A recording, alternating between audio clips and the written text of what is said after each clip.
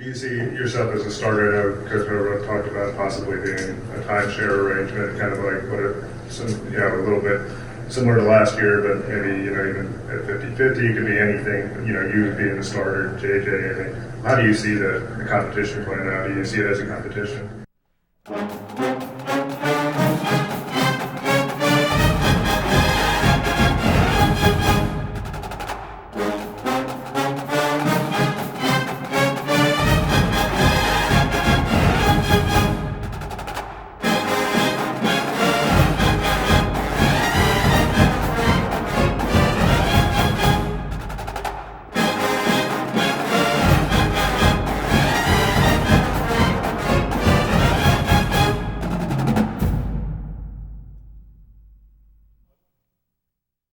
Um, I mean, I'm a Big Ten championship winning starting quarterback, and that's how I see it.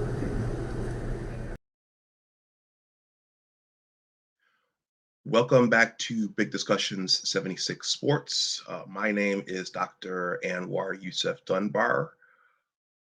Please like, share, and subscribe. If you see fit, shout out to Bo Lytle as respect is earned.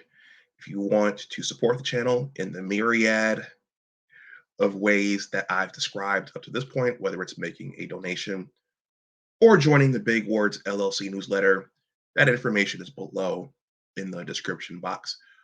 Well, all in this little lull, if we can call it that, between Michigan winning its second straight Big Ten title and the college football playoff semifinal round, I just wanted to make this short video discussing the players that have entered the transfer portal and whether or not there are problems with the culture within the Michigan football program. I think anytime a student athlete enters the transfer portal, you wonder what happened. I think in this instance, it's obvious what happened, but with Michigan football, people like to pile on. People like to come on and say, there's something wrong with the program. There's something wrong with Coach Harbaugh. There's something wrong with what they're doing at Schembechler Hall. So is there a culture problem? Is this why Cade left? Is this why Eric All left? Is this why Alan Bowman decided to transfer? I'm going to show some things really quickly. I don't want this to go too long. This is over on Twitter. This is from over on Twitter. So if you follow our former captain, number 12, Cade McNamara, you know that he entered the transfer portal, and he is going to make his new home for the rest of the time that he is a student athlete and an amateur. He's going to make his home in Iowa City. So I don't know. I haven't seen the 2023 Michigan football schedule yet, so I don't know if Iowa is in our regular season slate of games, but certainly with Cade going there, if he at least plays the way that he did for us, Iowa could be primed to win the Big Ten West. And if by chance we win the Big Ten East again, there will be a showdown there. Okay, and that would make for a very exciting build-up, and that would make for a very exciting game because Cade, assuming Jesse Minter comes back, Cade, to a large degree, knows our defense, and he knows our program. So, and we know him. So that would be interesting. So I think sports are hard. Sports are difficult. You have competition against opponents, and then you have competition within your own roster and within your own locker room, and that's the way that it should be. You should based upon what I know now, I didn't know this when I was in athletics for that brief speck of my life. You should compete for your job every year. It shouldn't just be handed to you. And the way things shook out, Coach Harbaugh recruited a real gamer underneath Cade, and JJ McCarthy had talents and skill sets and attributes that Cade didn't have, and JJ was able to win the job from Cade. And I think that it's those attributes and those skill sets that are going to give JJ, well, that will potentially give our team what it needs to compete with the Georgia Bulldogs, should both teams advance to the final game. So it's just a matter of competition.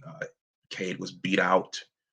Um, Once the competition was reopened, he was beat out by a more talented player, and also not just physically, but also mentally to a degree as well. You really see what a kid is made of when he has to compete for his job. So, and I think that probably factored into how Cade reacted during that stretch as well. Now, I did watch uh, part of a podcast where Cade gave an interview after transferring to um, Iowa, and it looks like we know that he tore his MCL, but from what he said, he also had a partial tear in his patella tendon as well from the previous year. So it sounds like during the competition, quote unquote, he wasn't 100% himself. And a revelation about me, I had a patella tendon complete tear. So I know how bad those could be. And so it sounds like there was maybe he didn't get the best medical advice when he was in Ann Arbor, and the doctor that he saw um, after tearing his MCL, it sounds like that doctor didn't think that Cade was given the best medical advice for his first injury last season. So a culture problem in this regard, I don't think so. I'm going to change my view here. I like this view better where you're looking up at the screen and it's like a movie. In terms of Eric All, I'm going to minimize this. Eric All is following Cade to Iowa City. So Kirk Ferentz is inheriting two Wolverines. Now, Cade, um, while Cade's exit seems to be pretty quiet and pretty civil, uh, I know that Eric All, he tweeted some cryptic things, and it sounds like he wasn't very happy on his way out of the door to Iowa City. I believe he hurt his back in the first game, and that was it for him. Of course, Michigan just kept rolling. We had Luke Schoonmaker, we had the Bredesen kid, and we had Colston Loveland, who emerged for us towards the end of the regular season and in the Big Ten championship game. So I don't know exactly what happened with Eric All and why he is seemingly disgruntled about what happened with him in Ann Arbor. That's a part of sports too. Injuries are a part of sports, and it's a next man up thing. Teams don't stop if they have depth when one player goes down, and Michigan had a lot of talent at the tight end position. So if anyone out there knows what exactly happened with Eric All, let me know. Leave it in the comment section. So that suggests perhaps a culture problem if he feels like he was mistreated in some way or he was mishandled in some way. And then the final one here, Alan Bowman. I don't think this is a culture problem. I think players have to make decisions, especially the players playing the quarterback position. You have to make a decision for your future. And give me a second here. Yeah. Well, there was a picture. Yeah, there's a picture of Alan Bowman right there, number 15. I'm going to close that. I'm not going to stay here on the Free Press site too long because it's a busy site and there are always pop-ups. But this, to me, this was a situation where JJ is the clear starter until he gets hurt, or unless he gets hurt, JJ is the clear starter. I think he's got a stranglehold on that position right now. And Alan Bowman is a senior, and you can only play one quarterback for most of the game. And that's better for that quarterback, and it's better for the offense. So if you really want to play, you have to weigh things and determine whether or not you want to stay, or whether or not you think you can play someplace else. So I think that that's what this decision was, and that's why he entered the transfer portal. So I don't think this was a culture issue per se. That's in my opinion, and that's based upon what I know. If any of you out there in viewer land know exactly, or if you know that there's something else that happened with Alan Bowman, let me know in the comment section. Let all of us know. And that's pretty much all I wanted to say about this. It's not unusual now for players to enter the transfer portal, especially if they're unhappy and especially if they don't think they're going to play. I don't know exactly what happened with Eric All. Certainly, had he come back healthy next year, even if Luke Schoonmaker stays, and even with Colston Loveland on the rise, Eric All still would have gotten a lot of snaps and receptions. So if you know something, let me know. And I'm going to stop this here because I have some other things to do.